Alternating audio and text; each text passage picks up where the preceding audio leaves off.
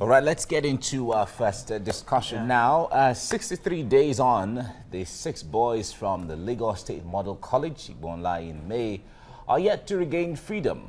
And we continue to ask, when will they be reunited with their parents? Well, of course, you can join the conversation online by tweeting at TVC Breakfast on Twitter using the hashtag #Ekpe6.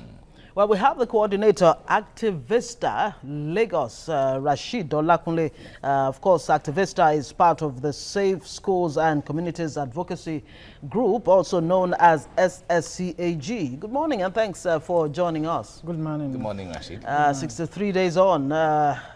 How saddening is it for you? I don't know if you've heard that the 2 boys, 2 of the 6 boys have had to celebrate their birthdays in captivity. In captivity? Yes, I heard that. I heard that. It's been a very great pain on my part as a youth leader and activist that these children have been in captivity since 63 days now. It's 63 days today. It started since May 25, 2017. And there has been serious actions that have been going on by some groups, which the group I know of is Safe Schools, State Schools and Community Advocacy Group. So we have been hearing so many things from the Lagos State government that they have been putting some certain measures in place to make sure that these children are being rescued. And permit me to say this Yoruba adage that says, meaning that some parents are actually going through severe pain, agony and sorrow to see that their children are in captivity. They will have taken to faith if they see that their children have actually, for some reason, died as a result of so many things. But this one now is a different case entirely. It's not that the children are dead. So, and we've not heard from any that news. Uncertainty of where are these children and what is happening to them and so on. We've not gotten any information as to what is actually happening to them. What I heard of recent was that the Lagos State Commissioner of Police actually said they're actually fine. So it's not about we saying they are fine, but Nigerians and Lagosians, also the parents that are involved in this actual thing, they are supposed to know the whereabouts of the children. It's not enough for we to hear that, okay, they're actually fine. It's not about being fine, but the exact place where they are, what is happening to them. We've not heard, like I said earlier, we've not heard from the news that probably they were taken to 5-star hotel, they are going to amusement park and the like. But these children, they are going through serious pain. And, it caused them mental stress. Yes, and some level of psychological disorder that come. We as youth, just like they always say that youth are the leaders of tomorrow. If you continue to tell us that we are the leaders of tomorrow and these things are happening to us, definitely this thing, as it continues to happen, is a great attack on our educational system. Because by September 11, 2017, some of these students will be getting back to school.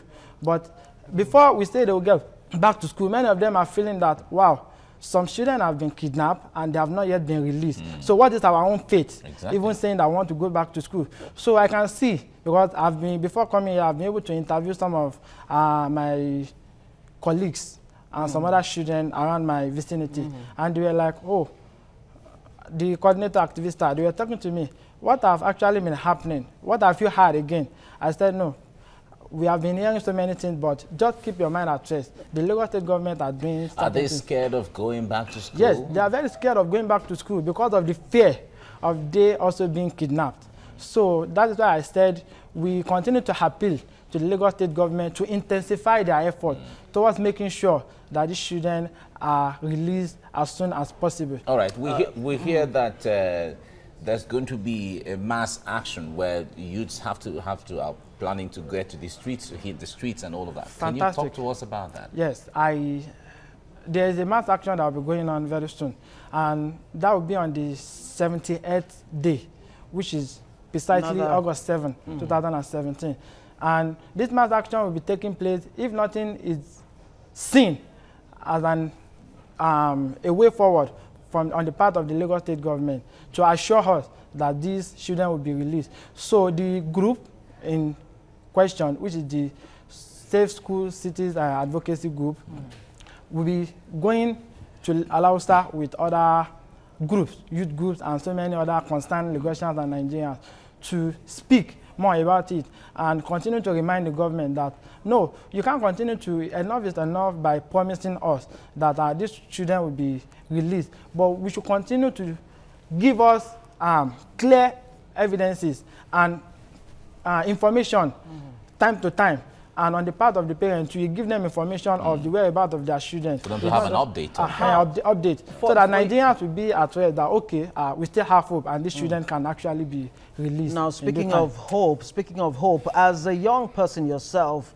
and against the backdrop of the goings-on with the kidnapping of young people from schools, whether you're talking about Chibok, of course, the boys in Buninyadi and, you know, all the rest of them, does it give you hope in the future of Nigeria? Are you still hopeful that you are a useful citizen of this country and that the federal government, for example, knows who you are, knows where you are, and is actually thinking about you as a person and as a young person?